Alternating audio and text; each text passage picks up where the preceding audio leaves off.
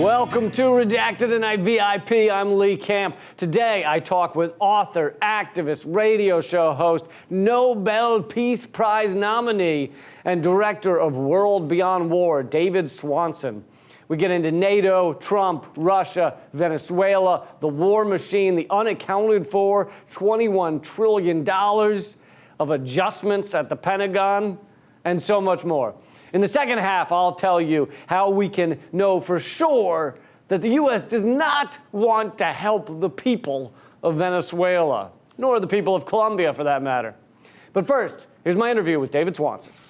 David, great to talk to you again. Hi, Lee. Great to be here. So let's start with NATO. You're an organizer and a presenter at the No to NATO, Yes to Peace Festival here in Washington, D.C., April 3rd and 4th. It's going to be big, it's going to be important, but let me ask you, why do such a thing? I've been told by very, very smart people that NATO is about peace, and it shows how our countries can cooperate rather than be at each other's throats, right? Well, wrong. As you and I have discussed, it is possible to imagine some other ways to cooperate other than teaming up on bombing Yugoslavia or Libya or Afghanistan or anywhere else.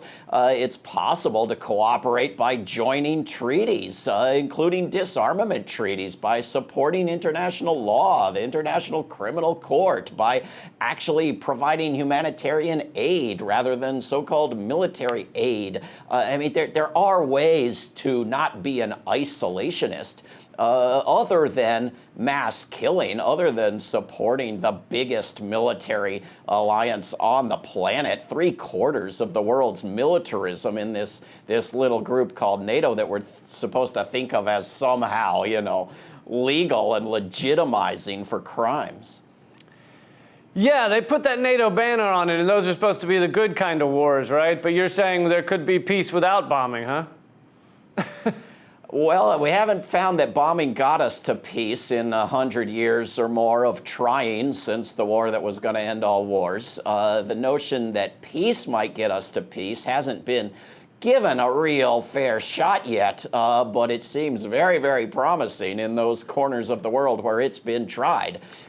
So, this notion that Trump is somehow anti-NATO and therefore NATO is good. I want to ask you about that because Trump has criticized NATO on multiple occasions. He's even threatened to pull out of it. Does that mean Trump is a peacenik and he's creating a more peaceful world, or he's trying, and anyone who considers themselves left-wing should support Trump, right? Well, whenever Trump makes any sort of hint halfway in the direction of peace in Syria or Afghanistan or Korea, everyone goes berserk and is suddenly on the side of war. But when Congress makes a gesture in the direction of peace on Yemen, Trump is adamantly opposed, and he has escalated every single war that he inherited.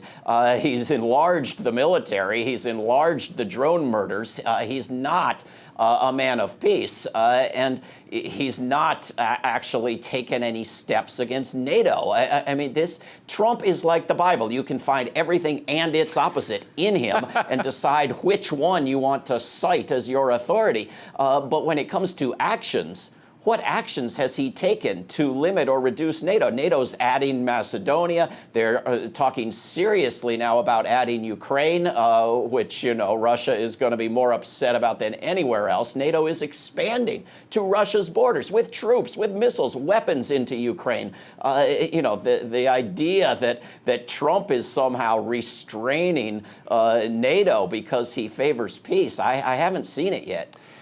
Yeah, and I want to ask you more about the media angle of that, the Congress's view on that, because every time, Trump says he's pulling troops out of somewhere, such as Syria or Afghanistan, or that he's working to create peace with North Korea, and like you say, he, says both sides of things, so what he says doesn't really matter, but every time he does state that he's doing one of those things, every member of Congress, every mainstream media outlet, from NPR to Fox News to CNN, they all go, "No, don't do that! It's suicide!" What do you make of that?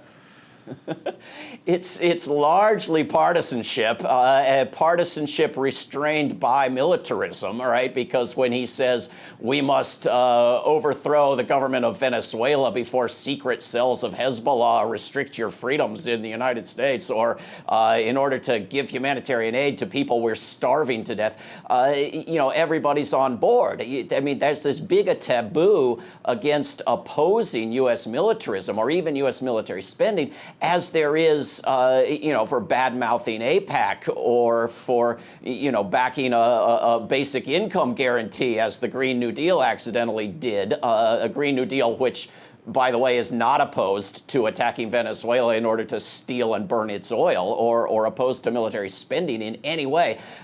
So when it's reversed, when there's some indication of peace from the White House, then the Democrats, by and large, are gung-ho for war. But when it's an idea for a new exciting war from the White House, suddenly their partisanship seems to fade away, and even their Russophobia and Russiagate seem to evaporate, because, it's not as if Russia is on the side of overthrowing the Venezuelan government.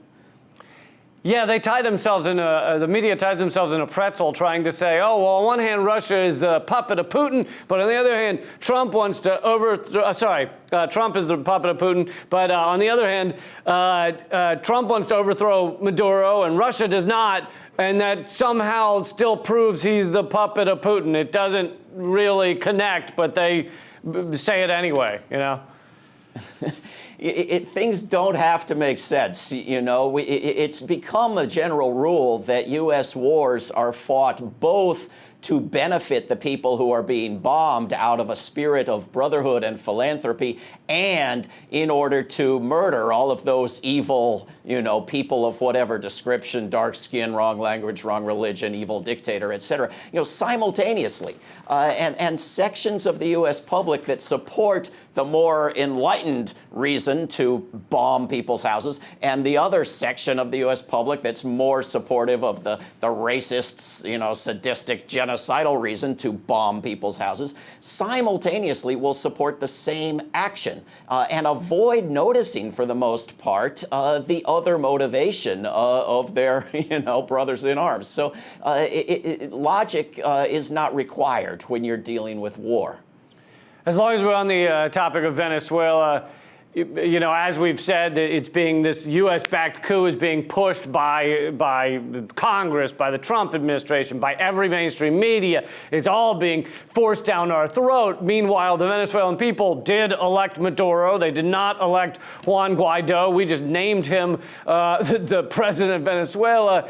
What do you make of this, and what do you think it'll take to get the American people to care or to understand that maybe we shouldn't be involved in other countries? And this is, again, the very same people who are claiming that Vladimir Putin installed the current U.S. president, and who are not asking any foreign nations to invade and overthrow the U.S. government, are not picking some GW graduate to announce that he's now the president of the United States. The U.S. election doesn't measure up to the Venezuelan election standards, which are, admittedly low. But regardless, nothing, no poor election, no poor governance, nothing justifies in going in and overthrowing a government or threatening violence against a nation. The largest crime cannot be justified by some lesser crime. There's no way to get to that point. I think Denmark is, far more socialist than Venezuela, but there isn't some level of socialism that allows you to go in and overthrow a government and install a preferable, more right-wing regime. It's not legal, it's not moral, it's not practical, and most of the world doesn't buy the lies that the U.S. public often does. Yeah, I love that. You'll see the mainstream media running around saying that all the other nations have now declared Juan Guaido the leader of Venezuela, but it's really 30 nations out of roughly 200 nations that have declared him the head of Venezuela, and they're kind of just caving to what the United States wants. And on top of, obviously the socialist reason that, the Venezuela threw off its capitalist yoke is very upsetting to us. But on top of that, largest oil reserves in the world, and John Bolton, the national security advisor and resident maniac, said on Fox News that we want to get Venezuela's oil. We want American corporations in there to get it. And he just outwardly said that's our reason for backing this coup. So my question is, how much stake do you put in electoral politics? John Bolton is not an elected official. Elliott Abrams is not an elected official. Congress doesn't even seem to half know what's going on in Venezuela. I mean, when people stick a mic in their face and ask them, they don't seem to have many details as to what's going on there. These decisions, a lot of our decisions about war and about U.S.-backed coups are not being made by elected officials. So how much do our votes matter in the topic of war? I think you showed some of those clips of Max Blumenthal questioning Congress members about Venezuela. What struck me was, those people on the streets of L.A. that the Tonight Show asks, can you name a country, any country? And they can't. They actually look relatively intelligent now in comparison with elected members of the United States Congress. It's just absolutely brainless, ill-informed, and openly asserting that they won't bother with foreign policy because they prefer some other topic. Just disgraceful. I mean, this is not a question of incidents or anecdotes. I mean, scholars have studied where rich, powerful nations invade other nations. And it does not correlate with terrorist threats, although it does produce them. It does not correlate with human rights abuses. It correlates very, very strongly with the presence of oil or gas. And then you have, Bolton, who, by the way, is telling, very openly the same blatant lies about Iran in hopes of getting another war going there. You have him openly, shamelessly saying this is all about the oil. And so it comes down to just avoiding paying any attention to that. And I know Abrams is scheduled to testify, but for the most part, Congress isn't having some grand debate about this, and the U.S. media isn't. They're just avoiding it. The Washington Post this morning had, asserted numerous times that Guaido, until recently, was unknown abroad,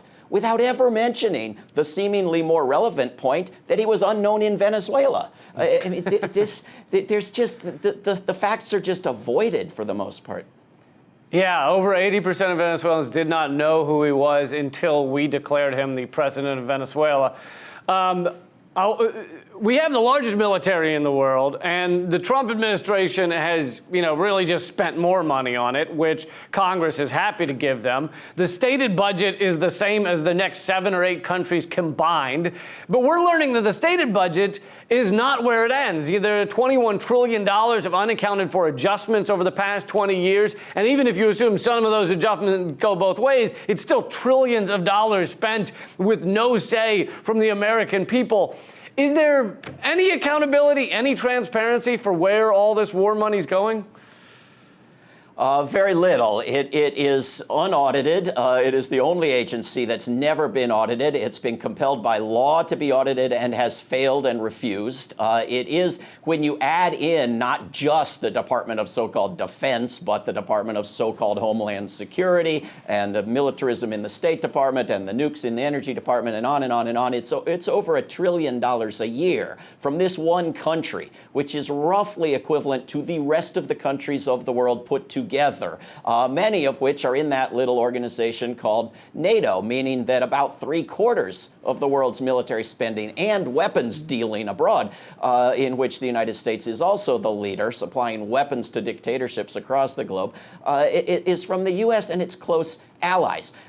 So this and the U.S. public would get rid of this military spending step by step if empowered democratically. I mean, year after year after year, polls show that the U.S. public wants to reduce military spending, and Congress does not and won't do it. I mean, just like here in the state of Virginia, where we would be far better off governed by popular referendum. You know, no public referendum has ever dressed up in blackface, has ever been accused of sexual assault. We could do far better if we just had democracy rather than bombing people in its name. And we would kickstart a reverse arms race. You would see not just Russia reduce its military spending every year, which is already happening, but China reduce its military spending every year, if only the United States would do it. But who does that, enrich? Just the rest of us, not the weapons dealers.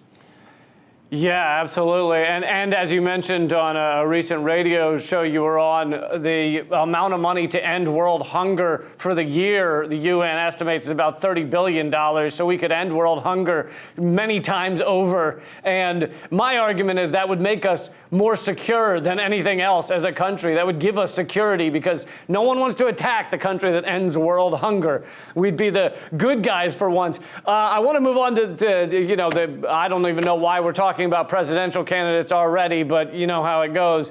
Only one of the likely presidential candidates so far has been clearly and outwardly going after the war machine, calling out all the U.S.-backed coups, saying we need to get out of all these other countries. And that candidate is Tulsi Gabbard, a veteran, and yet she has been mercilessly attacked since the moment she started running, both by the right, of course, but really by the so-called liberals. Why are they so scared of her? Well, I think you answer your own question. I mean, I would include Marianne Williamson in that list of peace candidates, and probably some others I've never heard of. I keep stumbling on more people who are running for president. You almost have to ask everybody you meet now, are you running for president? Because they just are piling up. But yeah, Tulsi Gabbard is the one who's in Congress, who's running for president, who's talking about peace in a serious way and putting out good things on her website and on the talk shows. And she's not nearly as for peace as I am, but relative to your average House member or senator, she's radically in favor of peace, and that's absolutely unacceptable. And she's done a pretty good job on the talk shows of pushing back against the predictable, accusations of being an Assad lover and so forth. I think, that's all to be very much encouraged. I know a lot of people who are very enthusiastic about her, particularly veterans for peace, because she's something of a veteran for peace herself. It certainly improves the debate to have her in it. Yeah, absolutely. And simply just to have those questions on the topic, on people's minds. Last question for you. As we've been told 24/7 by every media outlet, except maybe Fox News, Trump is Vladimir Putin's puppet. He does everything Russia wants. So David Swanson, nobody studies these things more than you. Please list all of the things Trump has done at the behest of Russia. Well, he has, of course, as we say, worked to overthrow the government of Venezuela, put weapons into Ukraine, expanded NATO to Russia's borders, sent missiles into nations on Russia's borders, expanded the war rehearsals in Scandinavia and into Eastern Europe, talked about a Camp Trump base in Poland. Most recent statement of mutual militarism with Poland doesn't mention that, has accused Russia of numerous crimes, opposed Russian energy deals in Europe, has been tearing up agreements, including the INF treaty with Russia, taken the U.S. out of the Iran agreement, has refused Russian proposals on banning weapons in space and cyber attacks, and on and on and on, which I think fairly we can just put down to incompetence. I mean, Trump is the worst president in the history of the United States. He's also the worst servant of a foreign leader ever known to humanity. He just gets everything wrong by accident. He clearly is Vladimir Putin's slave who just gets absolutely everything wrong. Yeah, and just to be clear, everything you just listed is things that Russia's opposed to. Also, sanctions. He's put more sanctions on Russia than Obama did, correct? Yeah, absolutely right. Thank you again so much for being here, and people can get all your work at davidswanson.org, and I hope everyone attends the No to NATO, Yes to Peace Festival here in Washington, D.C., April 3rd and 4th. I will be there. David Swanson will be there. Thank you so much for your wonderful work. You're an example for all of us. You too. Thanks, Lee. Let's go to a quick break, but I have live stand-up comedy events coming up in Chicago, Detroit, New York City, and Montreal. I believe that's in Canada. Tickets are at redactedtour.com, where you can also vote to have your city added to the list. I'll be right back with a hell of a lot more. Welcome back. I am still Lee Camp. The U.S. government and every corporate media outlet spewing the talking points of the war machine tell you that we need to destroy Venezuela to save their people, right? Their people are starving and they need our help. In the same way we have saved the people of Syria and we've saved the people of Libya.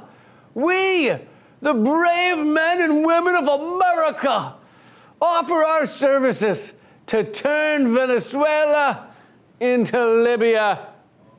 We will bring you freedom, the freedom to own slaves, as we've seen the slave market return to Libya after we brought down Gaddafi. The country's also been torn apart by warring factions. You are welcome. You are welcome.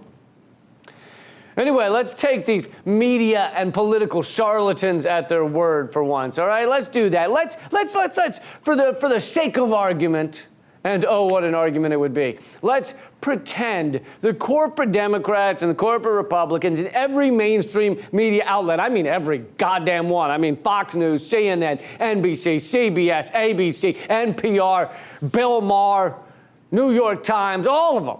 Let's assume they want to help the Venezuelan people because those people are starving, even though they aren't really starving. But that's for another time. Let's assume they are starving, even though most of their hardship is due to U.S. sanctions. But that's for another time. Let's assume they are starving. And it's not America's fault. It is not our fault. We had nothing to do with it. We didn't have crippling sanctions on them at all for years. We didn't try and create coups in that country in 2002 and other moments. We didn't maybe help try and assassinate Maduro with a mini drone bomb in the recent months. We did none of that. None of that. None of that was our fault. Let's assume all that, okay? If we assume that, that is wonderful, right? That means we are a wonderful, benevolent people looking to help those who are in trouble. We are like an old Superman cartoon. Wherever there is someone in need, the United States will be there. Some sort of trumpet plays. If we assume all of that, which is what your media is telling you, right? Then we will, of course,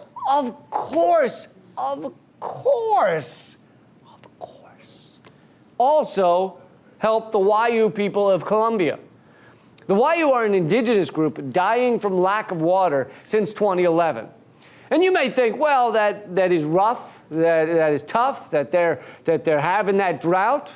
I'm sure it's difficult for them, but that's a factor of climate change, not really our fault. What can we do? But this is a man-made drought. As Whitney Webb detailed at Mint Press News, the victims of a devastating manufactured drought, the Wayu are fighting for their very survival, as thousands of children die every year. The deaths of nearly 5,000 children due to thirst or malnutrition have been documented since 2011, though the Wayu themselves claim that the figure tops 14,000. This has been caused by the 2011 construction of the Cercado Dam, which diverted the Rancheria River from its natural course. The Wayu now walk 3 hours to get water out of wells. It's not just the drought and the thirst, it also means you can't really grow the crops you need. So they're suffering from malnutrition, which is also killing children. So where is all the water going? Why did they build that dam? Why did they divert the water in the first place? Why the hell do that?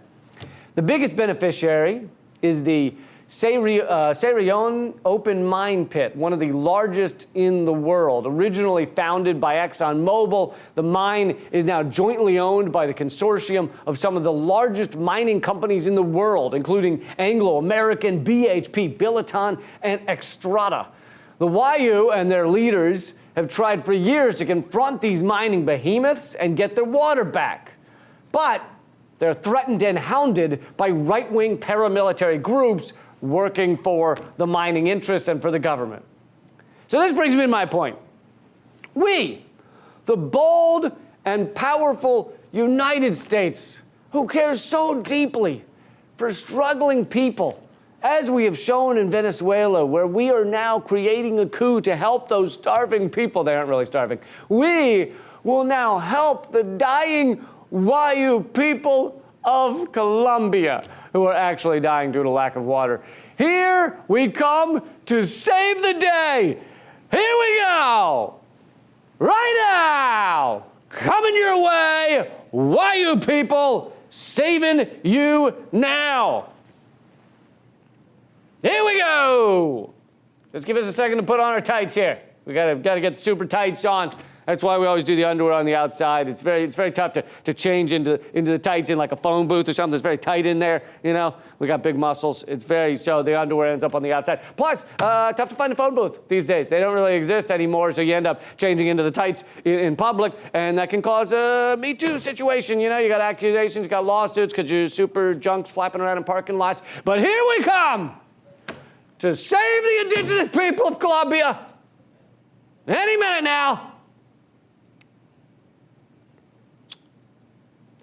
And here is our mainstream media covering the devastation, what's going on down there, covering the situation on the ground. Here it is. Play the clip. Roll the video. CNN clip on the Wayu people coming your way. And NPR, and play the NPR audio. Here it is. Why we need to help the Wayu people. Okay, maybe there is no clip. Maybe we don't actually give a fuck. Maybe we aren't actually out to help anybody except ourselves. Maybe we wouldn't want to help the starving people of Venezuela, they aren't really starving, if it weren't for the fact that we want to topple the Venezuelan government that represents the poor and middle class. That's the one that's in power, right? The poor and middle class, which, by the way, also tends to have a darker skin tone, a more indigenous skin tone than the oligarchs, the ruling class that used to be in power before Chavez. And so we want to put the oligarchs back in power, the ones that represent the rich. That's the ones we want back in power, and also we want to steal their oil. And John Bolton said that on fucking Fox News. Right out there. He just let it all hang out. We want to steal the oil. Maybe, just maybe, the Wayu people who have had their way of life destroyed by ExxonMobil and many other mining companies, oil and gas companies, as well as the Colombian government that happens to be one of the biggest allies to our government, to the U.S. government. We love them. They're our besties nowadays. And so you'd think it would be a lot easier for us to help the Wayu people. We could just say to our allies, Colombia, hey, fucking help these people. Let's give them some water. Let's make sure they have their way of life. But I think maybe the Wayu people should not really hold their breath, that the U.S. is going to save them. I don't think they're going to hear the anytime soon. Trump got clogged. Wasn't our fault.